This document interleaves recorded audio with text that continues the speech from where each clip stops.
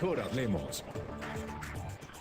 Muy buenas noches, bienvenidos de nuevo. Les saluda Claudia Palacios. Estamos ya en Mejor Hablemos, hoy para conversar con los precandidatos del Centro Democrático.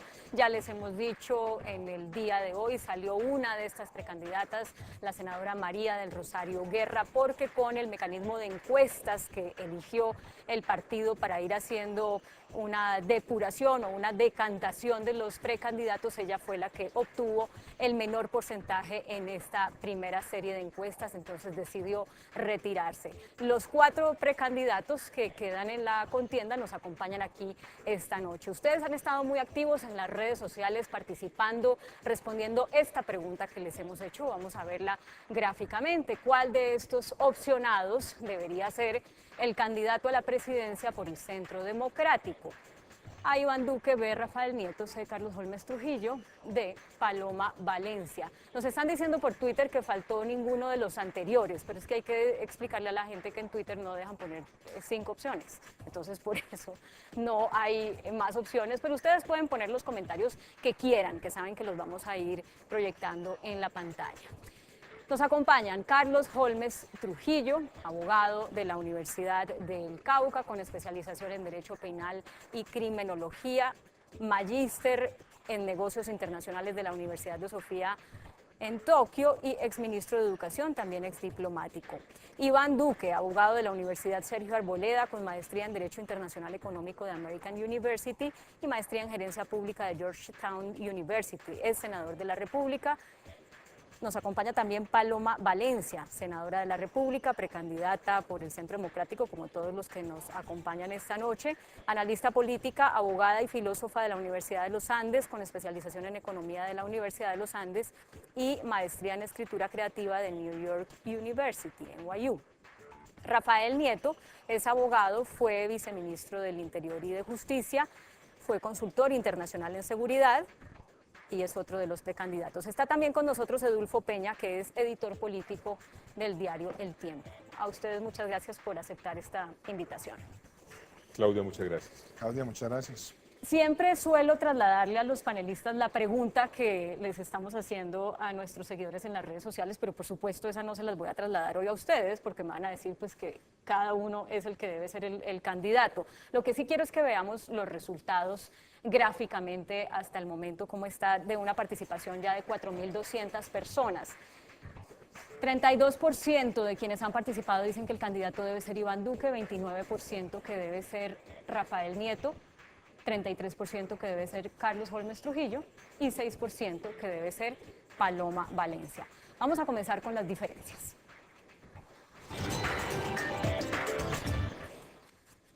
Bueno, lo primero que quiero es que ustedes hablen de qué se siente estar en un partido donde cuando la gente piensa en el Centro Democrático habla simplemente de el que diga Uribe, no de las caras que ustedes representan, de sus trayectorias. Por supuesto que en muchos casos sí, pero en general lo que se oye por ahí es el que diga Uribe, el que diga Uribe. ¿No es un poco impersonal? ¿No los anula eso un poco porque la gente está pensando en el que diga Uribe? Empiezo con usted, doctor. No, Claudia, de ninguna manera, todo lo contrario. Yo me siento muy contento de estar en un partido que tiene jefe, que tiene conducción, que tiene dirección, que tiene estructura programática, que tiene una columna vertebral vinculada con los programas que le interesan a la nación. Eso es lo importante del partido.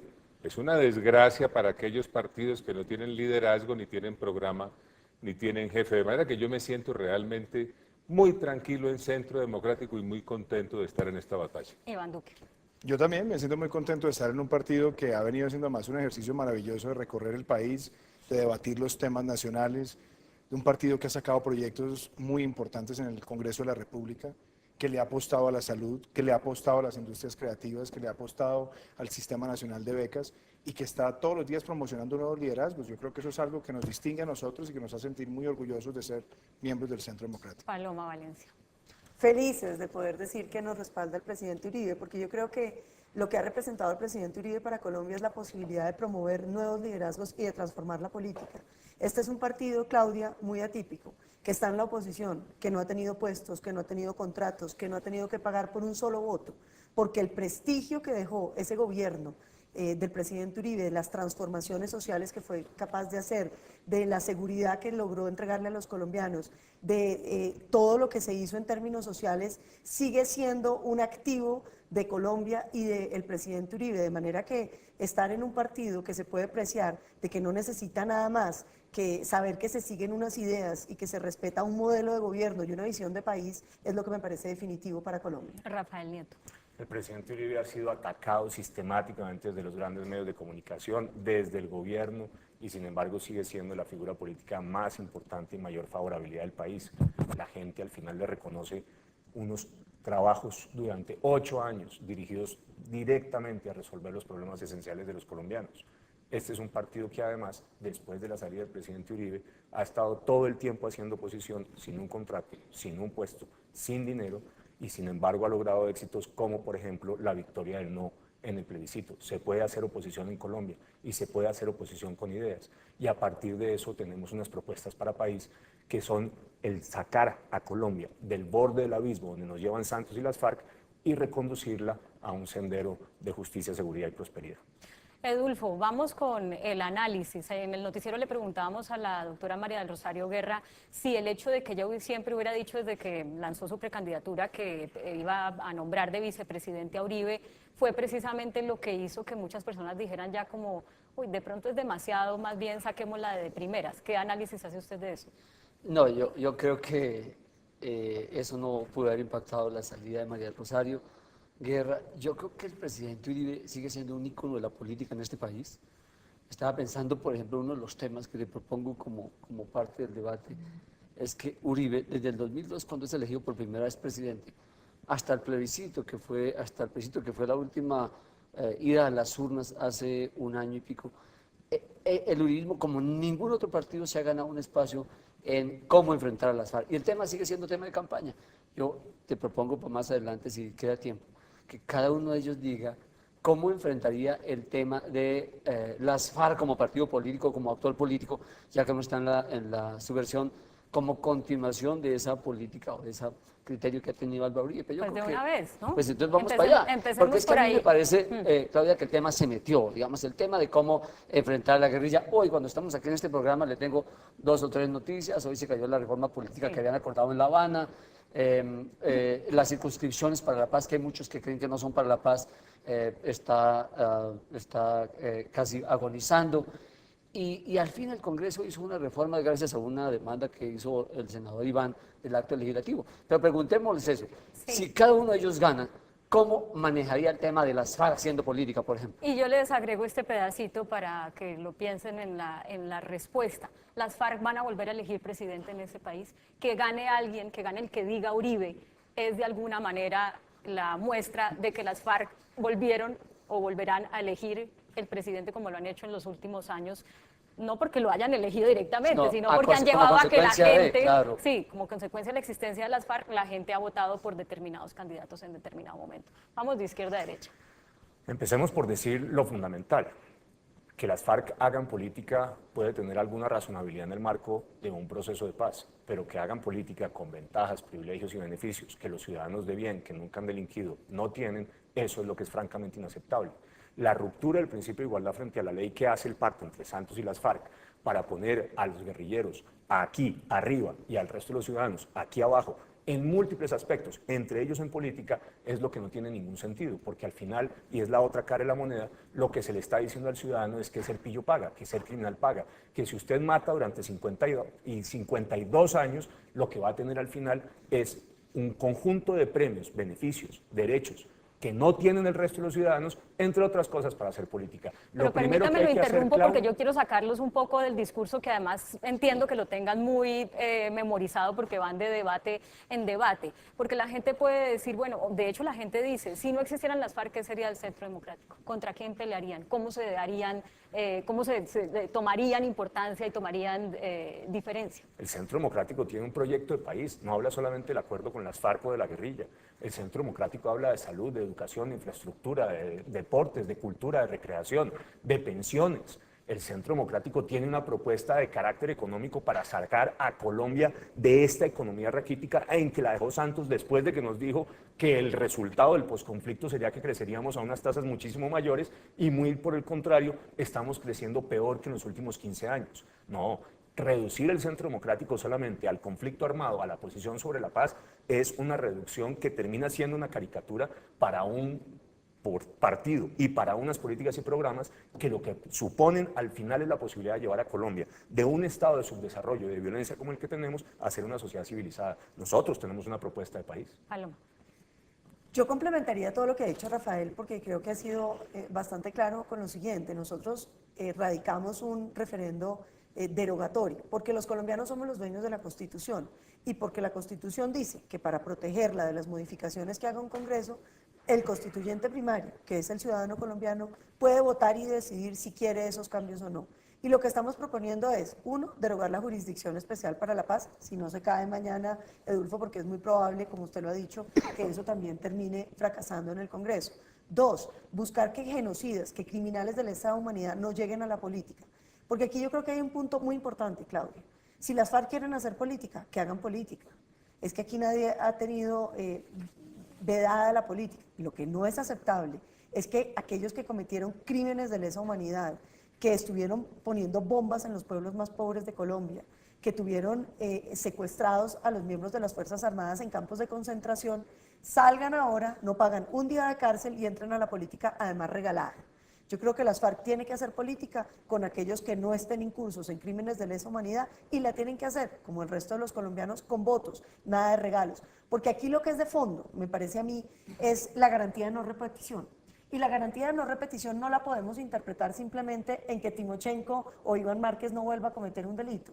La garantía de no repetición se refiere a que las normas, a que las conductas del derecho tienen que dar como resultado que la sociedad entiende que hay conductas que no vamos a aceptar y que no se pueden repetir porque no las vamos a aceptar. Si usted le dice a los criminales de lesa humanidad que pueden entrar a la política, lo que está abriendo es todo un camino para que criminales de lesa humanidad... Hay una respuesta lleguen a la completa, política. Claudia, es que Paloma ha estado muy al frente de esos referendos revocatorios de unos aspectos del acuerdo si llegaran a la presidencia. Es una cosa específica. Si llegamos o si no llegamos, porque es obligatorio, Adolfo, si nosotros conseguimos el 1.800.000 firmas, que vamos muy bien, el gobierno que siga tiene que convocar el referendo y otra vez los colombianos... Pero ya este Congreso no lo alcanza a aprobar.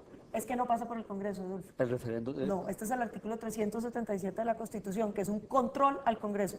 Pasa por una revisión formal en la Corte Constitucional y va directamente a que los colombianos deciden. Y la pregunta si tiene que pasar por el Congreso. No. Tampoco. Entonces estamos estrenando una nueva norma, porque Eso siempre no, hemos no es hecho una nueva norma, sí la estamos estrenando. el referendo pero- ahí va con ley, pero bueno, Bueno. por Dios. ¿Cómo lidiar con las FARC en política si alguno de ustedes es elegido presidente? Bueno, primero yo diría, ha pasado un año desde ese acuerdo del Teatro Colón que pasó por encima del mandato popular del 2 de octubre.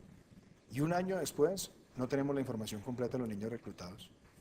No sabemos qué ha pasado con esos centenares de secuestrados que han sido denunciados por las asociaciones de víctimas de las FARC, que seguramente están en fosas comunes y no han dicho dónde está el paradero de esas personas. No sabemos qué va a suceder con la totalidad de esos recursos criminales que deben entregar para la reparación de las víctimas. Esta es la historia que siguen apareciendo caletas en todo el país y ahora dicen que son de las disidencias. Y algo todavía peor, es que todo esto está sucediendo cuando se les han dado a ellos todas las gabelas de participación política. Curules, sin tener que sacar votos. Hoy se presentan criminales de lesa humanidad sin haber ido a la justicia, sin haber dicho toda la verdad, sin haber reparado. Y eso es un agravio a las víctimas en Colombia. Y yo creo que además es supremamente doloroso que en todo este entorno las FARC no esté diciendo, oiga, hay un mea culpa. Y ese mea culpa es que los que tienen que pagar las deudas no son los que van a participar en política. Bienvenida la participación, pero no encabece a los criminales de lesa humanidad. Y nosotros estamos listos para derrotarlos en las urnas, en democracia. Pero todo lo que ellos han hecho es una burla sistemática al pueblo colombiano y por eso tenemos que ir a la calle, tenemos que ganar las elecciones y tenemos que decir, por ahí no es el camino de Colombia. Doctor Carlos Gómez. A ver, Claudia Edulfo, mi prioridad será crear las condiciones para que la economía crezca rápidamente, para que crezca mínimo al 7% en forma sostenida, para que haya mucha inversión, para que haya más empresa, más empleo, más recursos en los bolsillos de los colombianos, para que estos puedan adquirir bienes y servicios. Y para eso, ¿qué hay que hacer? Derrotar a las FARC en las elecciones. ¿Por qué? porque la creación de esas condiciones requiere seguridad jurídica. Y ese acuerdo Santos-Timochenko no crea sino inseguridades jurídicas que afectan la inversión. El mandato entonces que yo voy a buscar se dirige a cambiar sustancialmente el acuerdo Santos-Timochenko para que el país tenga seguridades jurídicas, vengan los inversionistas y la economía crezca. Pero entonces aquí hay una diferencia, no sé si estoy en lo cierto o no. Usted dice las FARC en política nada, ni con los que son responsables de crímenes, ni con los otros que los puedan estar representando. Yo coincido con lo que han dicho mis compañeros, pero la prioridad es poner a crecer la economía y para eso hay que derrotarlos. ¿Para qué? Para darle seguridad jurídica a los inversionistas que vengan a Colombia, haya empresa y haya más empleo. O sea que prioridad, que la economía crezca. O sea, pero que vayan que se presenten con candidatos que no hayan cometido crímenes y si la gente los elige que hagan política eso o es no. un postulado del partido, es un postulado del partido, no a la elegibilidad inmediata de los culpables de los más graves crímenes. El lío, Claudia, es que estamos en un debate. Yo no sé si se le puede llamar extemporáneo, porque todo el Centro Democrático y los precandidatos no son amigos de que la guerrilla vaya al Congreso. Pero como están las cosas hoy... Los criminales de lesa humanidad. Sí, pero como están hoy, van a estar en el Congreso el 20 de julio con algunos de ustedes sentados. Por lo que ya aprobó la Corte y por lo que se aprobó. Pero cortico porque con el referendo lo sacamos. Bueno, pero van a estar allá en el Congreso. Entonces, Pero, no sé en qué momento los van a trancar. Edulfo, es muy importante tener en cuenta esto. El tema no es la participación en política de los que no han cometido los más graves crímenes. El problema es la elegibilidad inmediata de esos criminales. ¿Y quiénes, a eso es que nos creen oponemos. que van a estar elegidos? ¿Sabe una cosa, Son los que ya Edulfo, anunciaron ¿sabe que una van a cosa? ser candidatos. ¿Sabe una cosa que es terrible de la JEP? Ahí dejaron un artículo que dice que decir toda la verdad no significa aceptar responsabilidades. Entonces llegan a la JEP, los máximos responsables, hablan y hablan horas y horas de la larga vida criminal, no aceptan responsabilidad, se entiende que dijeron toda la verdad y tranquilo váyase que no va a ir a la cárcel. Esas son formas de agredir a las víctimas. Y yo insisto, ha pasado un año. Hoy no conocemos la información de los socios del narcotráfico, no conocemos cuáles eran las redes, quién les lavaba los activos. Bueno, todo pero esto perdón que Colombia debería para saber. ir cerrando puntos, si yo les entiendo bien. Ustedes, cualquiera que sea, llega a la presidencia o no, hacen el referendo para que salgan ellos del Congreso, los que hayan, los 5 o los 10 que estén ahí, los 10 que estén ahí. Y entre tanto, entonces, ¿qué va a pasar con ellos, con los que estuvieron en armas? Entre que van a la JEP y... Nosotros lo hemos dicho, nosotros las garantías de desmovilización y de reinserción las vamos a defender. Eso es, digamos, lo que es rescatable del acuerdo. Que una gente que estaba armada, pues ya no esté armada, que hayan dejado las armas, aunque no sean todas, y que se hayan desmovilizado unos, aunque no sean todos, porque hoy nos dicen que son el 50%. Sí, pero para ponerlo en términos prácticos, sacan de la curula a Iván Márquez, por decir alguna cosa, Pablo Catatumbo, y se ponen ellos a hacer ¿qué?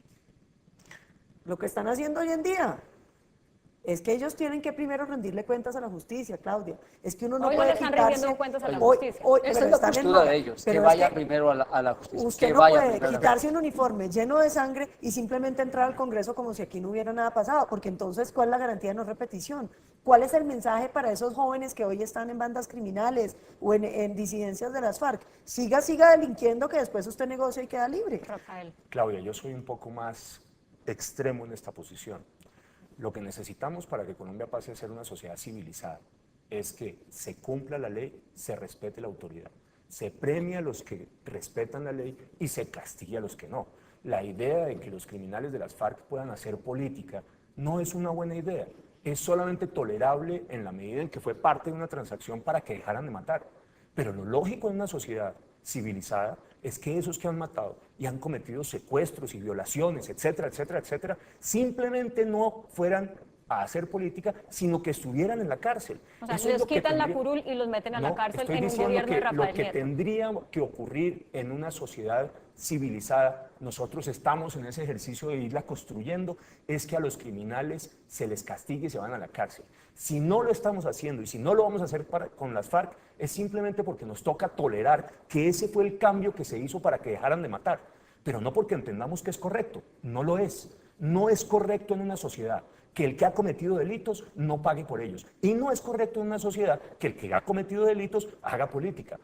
Independientemente de que sean crímenes de lesa humanidad o crímenes de guerra, Lo que ocurre es que nosotros hemos tolerado la idea de que hagan política y de que no vayan a la Pero de cárcel nuevo, para entonces, que dejen de matar. Pero no ¿les porque quitan la encontremos que curul sea y que bueno. vayan a la JEP o les quitan la curul y que vayan a la justicia ordinaria o les No, es quitan que la curul y tienen que que vayan ir a a la dónde? Jurisdicción Especial para la Paz en todo caso. En cualquier caso.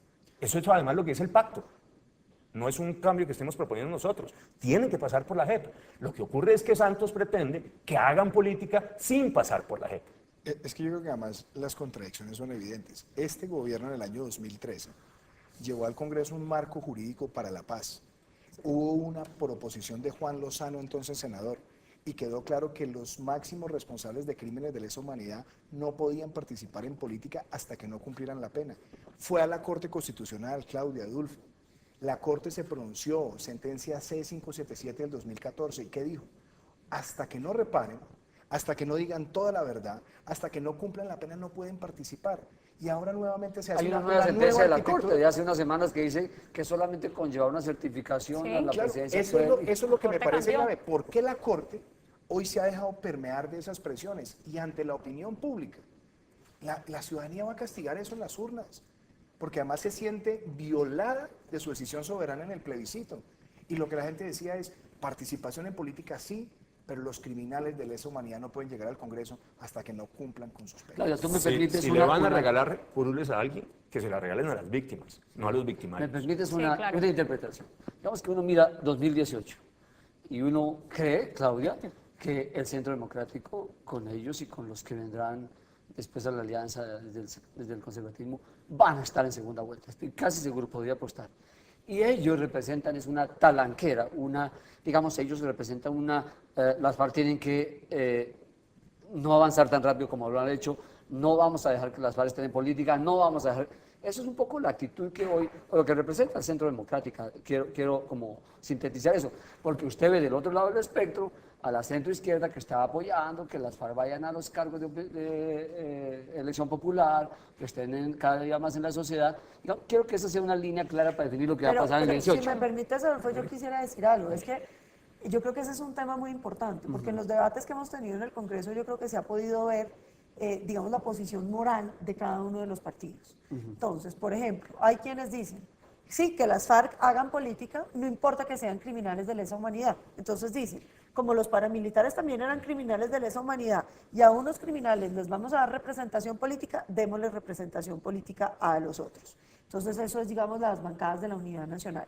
Los de la izquierda dicen, no, criminales de lesa humanidad, paramilitares, eso sí no pueden tener representación política. Los de la FARC sí. A los de la FARC sí. Y nosotros hemos dicho muy claramente, ningún criminal, de ningún calado político, de ningún tinte, es que quien cometió delitos de lesa humanidad tiene que estar por fuera de la Es política. una Y hay posición, algo pero además, importante. Adolfo, nosotros hemos... Y el tema de los menores, que yo creo que esto es muy muy cruel importante. eso. Se logra a través del Congreso una proposición para que quienes violaron los niños colombianos en las FARC No paguen sean con sujetos cárcel, de la no JEP. puedan Sino tener de la jurisdicción. ordinaria, sí. Y entonces ahí salen los partidos, los de la Unidad Nacional a decir, sí, claro, porque si los violadores, y vienen los de la centro izquierda y la izquierda a decir, no, los de la FARC sí tenían todo el derecho a violar a los niños y no tienen que pagar cárcel por eso. Entonces yo sí creo que es importante que el país contextualice Que esté el viendo debate esto, que esté moral viendo del estas Estado. líneas. Mire, yo creo una cosa importante que además eso también ha sido un triunfo del Centro Democrático en democracia y apelando a lo que los ciudadanos tenemos derecho.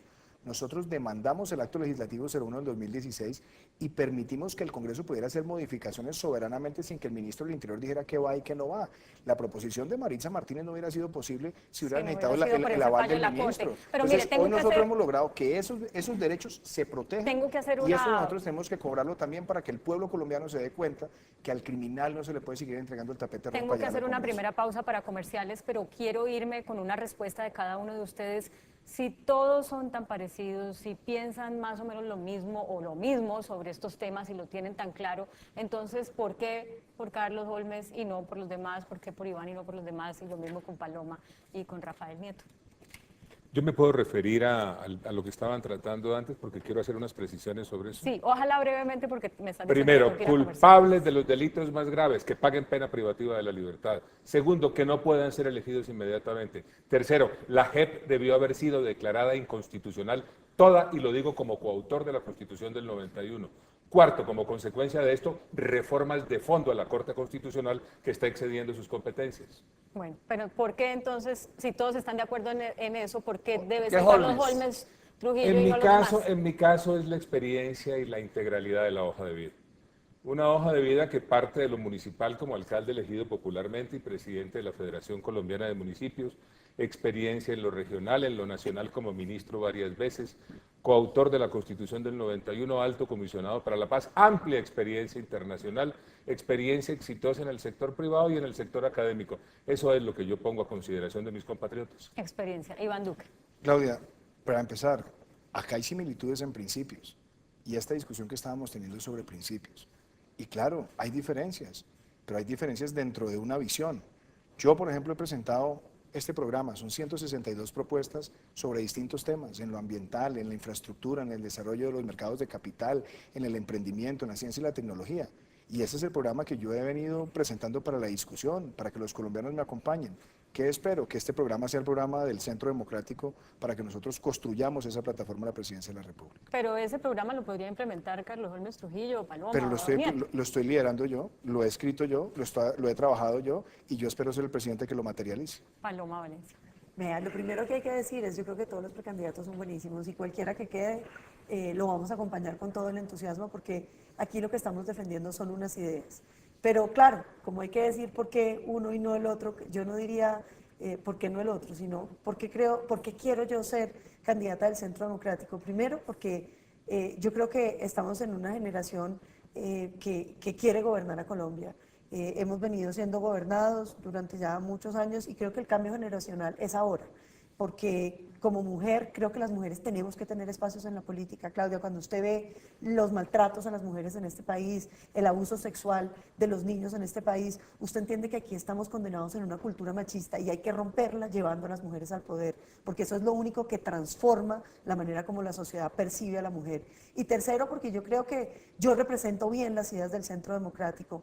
La poca carrera pública que llevo, creo que me he caracterizado por ser siempre muy leal a estas ideas y porque yo creo que tengo la energía, tengo los conocimientos y tengo sobre todo un gran equipo, que es el equipo del Centro Democrático, para gobernar bien a Colombia. Por lealtad, por mujer, por joven. Sí. Rafael Nieto. Yo soy la mezcla y el equilibrio entre la experiencia de Carlos y la juventud de Iván y de Paloma. Tengo formación académica, he sido profesor universitario por muchísimos años en Colombia y en el exterior, pero además tengo un conocimiento directo de la realidad nacional. Conozco el país de La Guajira al Chocó, del Bichada al Putumayo, trabajando con las comunidades, con los gobiernos locales, con los empresarios, buscando soluciones concretas para los problemas y las necesidades reales de los colombianos. No tengo rabo de paja, no tengo ningún problema de corrupción en las espaldas, no me da miedo arrimarme a la candela porque no me puedo encender.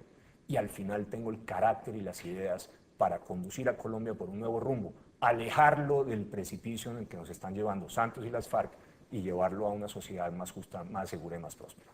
Yo le voy a decir, Edulfo, que quiero que ellos respondan cuando yo vuelva. Y es si alguno de ellos también diría que quiere que Uribe sea su vicepresidente. No me digan nada ahora, como lo dijo la doctora María Rosario. ¿Usted qué quiere que respondan cuando Yo voy a vuelva? hacerle una pregunta.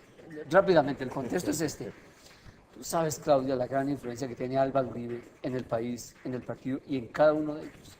Yo estoy pensando que si alguno de ellos es presidente, probablemente tengan un gobierno que sea extensión de Uribe, casi que un tercer mandato de Uribe.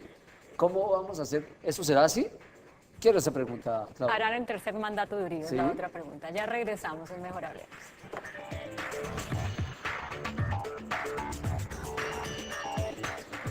Ya regresamos con Mejor Hablemos.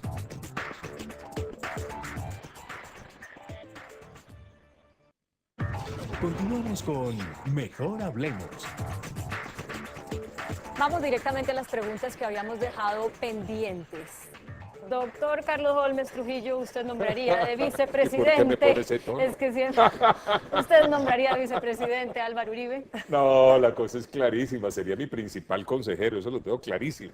Pero Iván Duque. absolutamente claro. Yo he dicho lo siguiente, yo quiero que el presidente Uribe lidere la bancada nuestra en el Congreso de la República, en el Senado, y quisiera verlo liderar esa bancada mayoritaria como presidente del Senado en uno de los periodos para sacar adelante la agenda de reformas económicas, en la salud, en la educación y en la seguridad que necesitamos. Pero en Colombia. vicepresidente no. Paloma. No, el presidente, yo no creo que quiera ni siquiera eso, porque yo, contrariamente a lo que cree Edulfo, creo que el presidente Uribe lo que está buscando consolidar a través del Centro Democrático es el proyectar unos liderazgos que representen esas ideas con las que él gobernó. Y O sea, todo ¿que él lo no les haga contrario, sombra? él no nos hace sombra, o nos ha hecho sombra para protegernos, pero todo lo contrario, el presidente Uribe lo que es un gran promotor de liderazgos, por eso estamos, digamos, nosotros aquí, es porque él nos ha dado las alas para podernos visibilizar, para poder defender estas ideas, y yo lo que veo es que lejos de él querer seguir como creen que quiere seguir en el poder, él lo que quiere es que Colombia siga un buen rumbo, y el rumbo que consideramos Uribe es adecuado. el líder, Uribe es el líder, es el jefe, Así es el boss. Es el jefe, es el consejero y es la inspiración. En mi caso, yo lo que cada vez que lo veo pienso, así es como debería ser un gran político. Pero no vicepresidente entonces. Rafael Nieto. El presidente Uribe ha dicho expresamente que no tiene ninguna intención en ser vicepresidente de nadie, de ninguno de nosotros. Lo ha dicho con claridad, Claudia, sin ningún tipo de ambigüedad. Él no quiere ser fórmula vicepresidencial. Además, hay que decir lo siguiente: poner al vicepresidente al presidente Uribe es hacerle la trampa a la norma que dice que no debe haber reelección, porque evidentemente el presidente no se puede reelegir. Ponerlo vicepresidente con la posibilidad de que después asuma la presidencia porque le pasa algo al presidente es buscar la comba al palo, y uno tiene que ser cuidadoso en el respeto a las normas jurídicas y la Constitución. El presidente Uribe tiene que ser el gran consejero, el sabio de la tribu, el patriarca, aquel en el cual uno se puede recostar en el caso de que necesite aprovechar su conocimiento, su sabiduría y su experiencia. Pero el presidente de la República es el presidente de la República. Su pregunta, Adolfo. Entonces voy con eso. Empieza en otro orden. El contexto Bárbara. otra vez. Sí. Digamos es que conocemos a Uribe, ustedes lo conocen.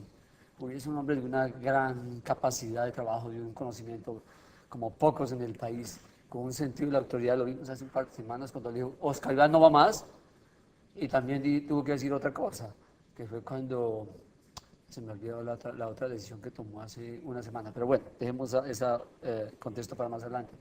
¿Cómo hacer, doctor Carlos Holmes, para que Uribe no sea, a través suyo, si usted es presidente, un tercer mandato? O no sé si es lo que ellos quieren, ¿no? Porque Bueno, usted lo está bueno, planteando en cómo bueno, hacer sí. para que no, pero puede ser si es que eso es O lo le que ellos gustaría, quieren. tal vez, ¿no? Sí. No, la cosa es clarísima. Nosotros estamos defendiendo unas ideas. Nosotros tenemos un programa. Ese programa viene inspirado por el expresidente Uribe. Estamos terminando de construirlo participativamente.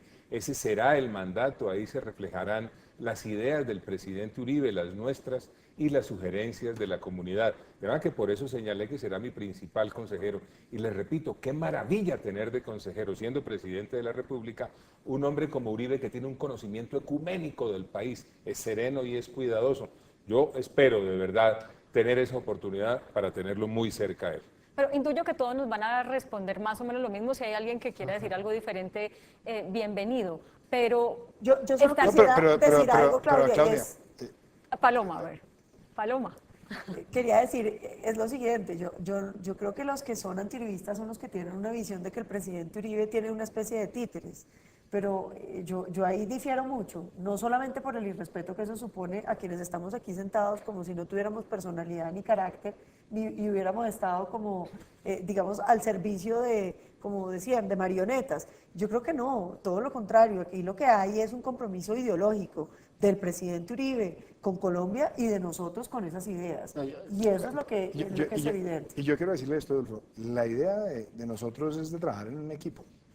Y un equipo tiene gobierno y también tiene sus bancadas mayoritarias en el Congreso. Y por eso yo quiero ver al presidente Uribe liderando esa bancada de gobierno, y además, si es líder de la bancada de gobierno y es mayoritaria, ojalá pueda presidir el Congreso. Porque es que acá necesitamos sacar una agenda muy importante de reformas económicas para recuperar el crecimiento. La salud necesita una reforma importante, el sistema de financiamiento de la educación, mejorar la cobertura de los programas de ciencia y tecnología, lo que se necesita para dinamizar el campo. Entonces, pensar en un equipo es que tengamos un gobierno importante, con una buena representación, y que esa bancada de gobierno nos ayude a tramitar rápidamente esa agenda, sobre todo en el primer año de gobierno y después para ejecutarla en el resto de la administración. Pero se los quiero plantear de otra forma. ¿Qué corregirían del gobierno de Uribe que no pasaría, de los gobiernos de Uribe que no pasaría en un gobierno de ustedes, aún con ese trabajo en equipo con Uribe como senador? Mire, déjeme empezar por un tema que es además especialmente polémico. Yo le aposté muy fuertemente a la primera reelección del presidente Uribe y me opuse de manera muy vehemente a la segunda reelección. Hoy estoy convencido de que el país es mucho mejor después de esos 8 años, pero también estoy convencido que la reelección presidencial en Colombia es un grave error. Pero digamos ¿Por eso qué? ya está corregido y lo corrigió este gobierno. Además. Claro, pero usted dice Después de reelegirse. después de reelegirse, ¿no? Exacto, pero digamos, Y eso ya no es una tramposamente. tarea que hay que Y hacer porque ya tramposamente. está hecha. Y ¿Qué tramposamente. corregiría usted, qué otra cosa corregiría de lo que fue el gobierno de Uribe o del legado Uribe?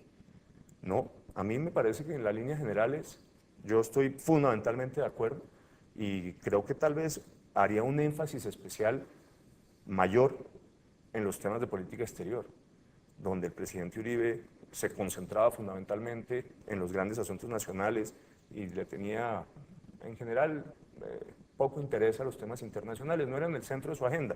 Uno tiene que reconocer que este es un mundo globalizado y que Colombia tiene que estar inserta y que por tanto debe haber hay una un respuesta, liderazgo sí. internacional un poco más decisivo y no solamente centrar la mirada. Sí, a Uribe le al interior del gustaba país. más cuando era presidente andar en las veredas que en la economía Y a internacional. mí también, a mí Pero, también. pero A mí también, crean a mí también. ustedes. yo sí quiero tener ahí una, No crean una discrepancia ustedes, no crean muy ustedes. respetuosa. No crean y es, ustedes. ojo, el mayor triunfo de política exterior de representación multilateral de Colombia, que fue la llegada de Luis Alberto Moreno a la presidencia del BID, se dio en el gobierno del presidente Uribe. La Secretaría General de la CAN se dio en el gobierno del presidente Uribe. Colombia llegó a participar en las COP, en las primeras COP importantes de decisión, con el presidente de la República sentado allí. Pero también La mucha gente critica cómo eran las relaciones de tensas con Venezuela, A ver, cómo Claudia, llegaron hasta con pero Ecuador. esa es una buena pregunta. Por ejemplo, la relación con Venezuela desde el punto de vista comercial. Sí, La balanza ahora. comercial con Venezuela en el gobierno Uribe pasó de 1.600 Son a 1.000 millones de dólares. a 7.000 millones de dólares. ¿Qué pasó? Pues un gobierno dictatorial en Venezuela que unilateralmente cerró la frontera, no porque Colombia no hubiera tenido una buena relación con ellos, y que además auspició el terrorismo desde Venezuela. Pero hablemos de cosas concretas. Por ejemplo, a mí hay cosas que me gustaran, que me parecen espectaculares del gobierno, que hay que retomar. Los ministros de 4 años. Es que nosotros acá tenemos 6 ministros de justicia en menos de 5 años. Tenemos 5 ministros de agricultura, 7 ministros de minas.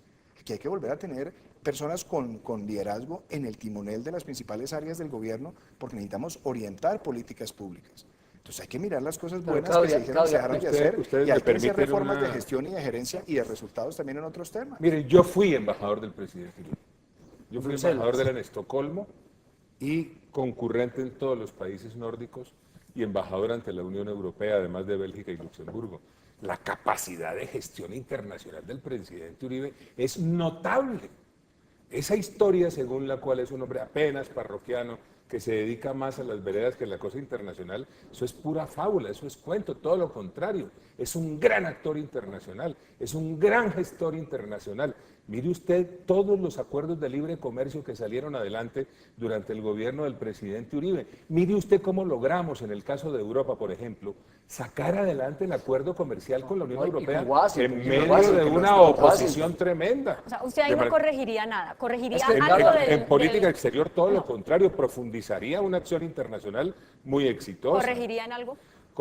Complementaría la seguridad democrática con algunos programas que fomenten seguridad ciudadana, y yo lo estoy presentando, es el programa CASA, Centros de Acción Solidaria Anticriminal, y avanzaría en algunas reformas a la salud para fortalecer los cambios que se hicieron con motivo de la Ley 100. Eso es lo que yo haría, es que- complementar acciones. Yo creo que el gobierno del presidente Uribe, uno le puede encontrar algunos defectos, le puede encontrar cosas, pero sobre todo, Claudia, pues este es un país en construcción. Aquí lo que hay es, de esas políticas que tuvo el presidente Uribe, cómo se pueden continuar algunas cosas que fueron muy exitosas. La seguridad democrática.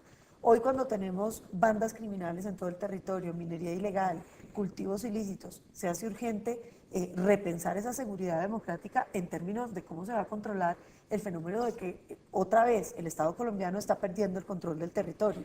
Temas que hay que profundizar mucho más allá, lo decía ya el doctor Carlos Holmes, tema de salud. Aquí la ley 100 se ha venido desdibujando.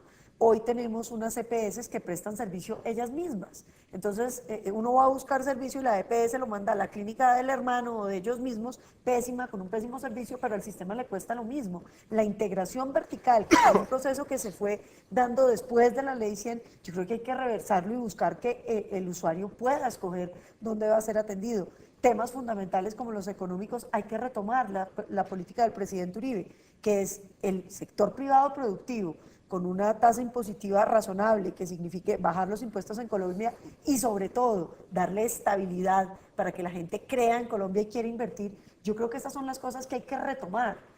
Hay que retomar ese rumbo. Yo diría que en el presidente Uribe usted puede encontrar muchas cosas que hay que seguir haciendo. Por ejemplo, en temas de medio ambiente, el presidente Uribe, contrariamente a lo que dice Santos, fue el primero que metió a Colombia en toda la agenda del cambio climático. Este gobierno que tanto ha hablado, lo único que ha hecho es documentos. Hay que poner en acción los planes para el control del cambio climático, la protección de los ecosistemas estratégicos, la minería, todos esos son temas que el presidente sembró digamos, unas ideas, pero que hay que llevarlas a lo que el país está hoy.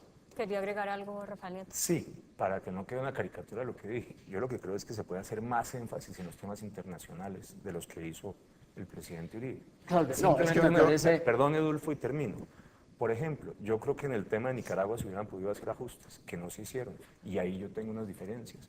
Y hay otras en las que también creo para que no hay... termináramos mal en La Haya. O sea, Claro, yo creo que se debe haber hecho de una forma distinta y lo dije además públicamente. Y tengo otro elemento adicional. Yo creo que se equivocaron en el manejo de los temas de la justicia penal militar. Yo creo que había que defender al fuero militar de manera mucho más vehemente. De acuerdo. Hombre, es que aquí no se trata de decir que el presidente Uribe no tiene ningún problema ni ningún error y que no ha cometido fallas. Es que también es un ser humano. Lo que pasa es que aún con esos errores y esas fallas, no hay ningún líder, no digo en Colombia, en América Latina y muy pocos en el mundo que hayan hecho lo que hizo el presidente Uribe por un país como Colombia y lo que ha dejado para las nuevas generaciones. con su comentario, Iván, me voy a comerciales. Yo le haría mucho énfasis, por ejemplo, al tema industrial. Yo creo que aquí nosotros tenemos que corregir muchas cosas de los últimos años en materia industrial. ¿Qué es corregir? Buscar facilitar los trámites, la ventanilla única de comercio y emprendimiento, reducir tantos trámites que tiene el sector privado, generar más certidumbre de largo plazo. Y algo además que es fundamental, y es que nosotros insertemos al país en las cadenas de valor con esos países con los que hoy tenemos oportunidades de comercio.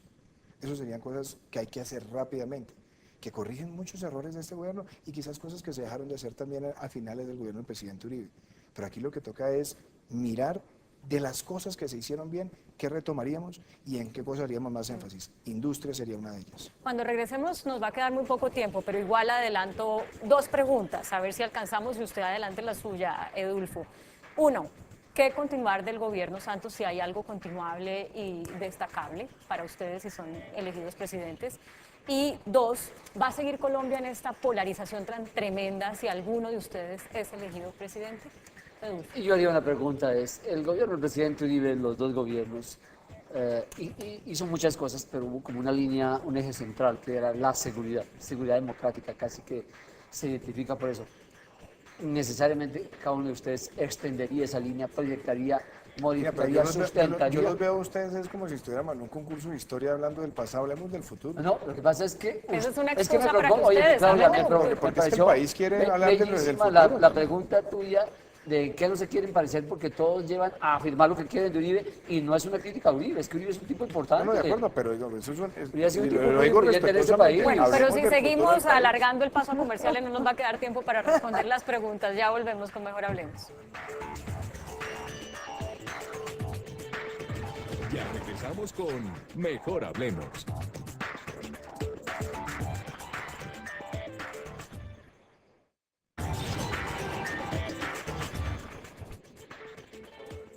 Bueno, estamos ya en el último segmento de Mejor Hablemos. Vamos a tratar de hacer esta ronda rápida. ¿Qué continuar, extender de lo que ha hecho o del legado de Juan Manuel Santos?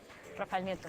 3 programas me parece que ameritan, es de lo poco para rescatar del presidente Santos. En general es una gestión muy mala, por no decir pésima, pero creo que hay 3 programas que vale la pena preservar. Serpi lo paga, pero con un matiz. No se puede afectar la financiación de la universidad pública. Primero. O sea, que todos los pilos sean para universidades públicas. No. mantener el sistema de Serpi lo paga con la posibilidad de acceder a universidades privadas, pero buscando que las fuentes de financiación de Serpi lo paga no afecten las fuentes de financiación de la universidad pública. Ese es uno. Dos. Segundo, Colombia Compra Eficiente. Ese es un programa que ha sido muy útil en reducir los costos en materia de suministros para el Estado colombiano. Hay que ampliarlo, hay que fortalecerlo. Y tercero, lo decía alguno de mis compañeros antes en otro programa, el Fondo Impulsa, que es un fondo que genera al final la posibilidad de fortalecer el emprendimiento en Colombia. Paloma Valencia. Bueno, hemos contestado esto varias veces, entonces uno termina repitiendo el programa de Cero a Siempre, pues ya Rafael habló de unos, pero yo sí creo que un gran acierto de este gobierno fue Serpi lo paga, porque no es solamente lo que están mostrando los estudios en términos de que estos niños no iban a llegar a la universidad, son personas de estrato 1 y 2, que no iban a llegar a la universidad y que hoy están llegando con unos resultados absolutamente deslumbrantes, rendimientos académicos sobresalientes, pero además están transformando las universidades privadas. En una sociedad como la colombiana, fragmentada socialmente, donde los estratos altos nunca se encuentran con los estratos bajos, este programa está creando un tejido social distinto, no solamente dando educación, sino rompiendo las barreras de la educación y dando ese contexto de la unidad que necesitan los colombianos. Iván. A mí me gusta mucho leer Es mi cuento. Es un programa que ayuda a diseminar los hábitos de lectura en niños y sobre todo en lugares apartados de Colombia. Creo que es un programa muy interesante. Me parece que lo que hay en el programa integral de infraestructura en los planes maestros hay que terminarlos. Las 4G. 4G, pero más que 4G son el Plan Maestro 1 y el Plan Maestro 2 y las 11 concesiones que también venían desde el gobierno del presidente Uribe. Es decir, el plan integral de infraestructura del país hay que terminarlo. Y me parece que todas las facilidades migratorias que se han hecho para que los colombianos puedan llegar a otros países del mundo sin visa, también es algo que le ha servido al país. Creo que son iniciativas que yo continuaría. Carlos Holmes. Claudia, cero a siempre con absoluta seguridad y moverme en las líneas del Plan Maestro de Transporte Intermodal y conseguirle la plata a las 4Gs, porque infortunadamente la mayoría de ellos no tienen cierre financiero.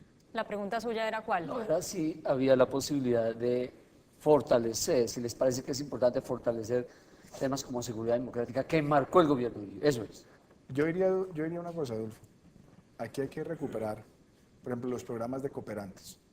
Los cooperantes eran muy importantes porque era la ciudadanía integrada con la fuerza pública.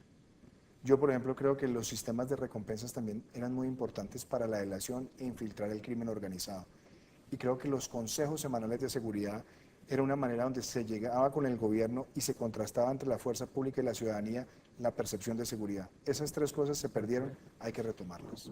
Yo pondré en marcha otra vez, Edulfo, todos los principios y mecanismos de la seguridad democrática, con esa claridad y con esa firmeza, haciéndole los complementos necesarios, como el programa que estoy proponiendo en materia de seguridad desde el punto de vista de solidaridad, que son los Centros de Acción Solidaria Anticriminal, el programa CASA. Yo creo que, por supuesto, hay que traer la seguridad democrática, pero ahora tenemos un agravante y es que el Ejército Nacional está bastante desmotivado. Desmotivado porque ya no le ven mucho sentido a eso, la gente se está saliendo, se sienten maltratados por la sociedad colombiana y yo creo que ahí vamos a tener que hacer un enorme esfuerzo. Y hay un tema que yo creo que es fundamental para la seguridad democrática, que son la reforma a la justicia. Porque uno no puede hablar de la seguridad cuando lleva los que logra capturar y no encuentra un sistema de justicia que opere. Entonces yo creo que a la seguridad democrática hay que pegarle una enorme reforma a la justicia que nos permita poder procesar la gente y tener brigadas de jueces en los municipios de Colombia para poder solventar toda esa cantidad de dificultades que hay. La justicia hay que entenderla como el mecanismo de la solución pacífica de los conflictos de los ciudadanos, sin la cual es muy difícil avanzar en la consolidación de la democracia. 3 puntos. Hay que combatir a fondo el narcotráfico, el microtráfico y la drogadicción, que son los principales problemas de seguridad hoy en Colombia, y a las organizaciones criminales vinculadas con ese negocio. Después, hay que recuperar la fuerza pública. Hoy hay una fractura entre el mando y el resto de la institución. Hay que abordar en la Comandancia General de las Fuerzas Militares y la Policía Nacional en cabeza del presidente de la República. Hay que mejorar la sanidad militar, devolverle presupuesto, capacidad operativa y capacidad de inteligencia a las fuerzas militares y a la Policía Nacional. Hay que hacer una ley de veteranos y apostar por la reserva y buscar un mecanismo de reinserción efectiva de los soldados y los policías que salen de las filas a la vida civil para que sean productivos. Y hay que hacer una reforma legal de manera que se castigue de manera decidida a los reincidentes. es fundamental. Hoy se reincide y no pasa nada. Hay que tratar al reincidente de una forma completamente distinta al criminal que simplemente ha cometido un delito. Bueno, nos quedamos sin tiempo para la pregunta de la polarización, ya habrá oportunidad, a ustedes les agradezco mucho que hayan participado, vamos a ver cómo quedó la gráfica, empezamos el programa con 4.200 votos, vamos en 5.500 aproximadamente, creo que hubo solamente una variación en Rafael Nieto y Carlos Holmes Trujillo, pero están muy parecidos los porcentajes. ¿Qué pasó, Adolfo? Mire bien esa cifra, no sea que sea un vaticinio lo que va a pasar con las encuestas, memorícenla. ¿Okay? Podría pensar uno que, pues, No, que no, no, eso responde ahí a te la dejo lógica. esa inquietud. Ahí Ojo. te dejo esa inquietud.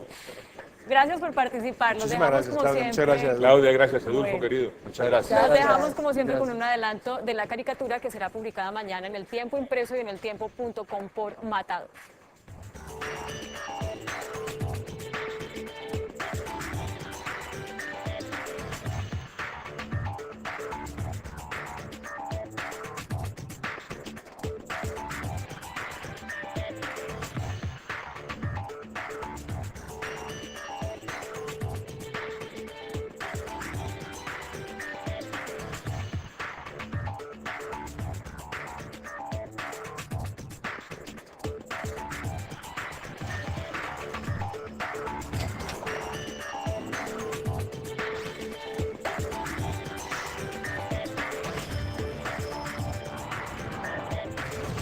Mejor hablemos.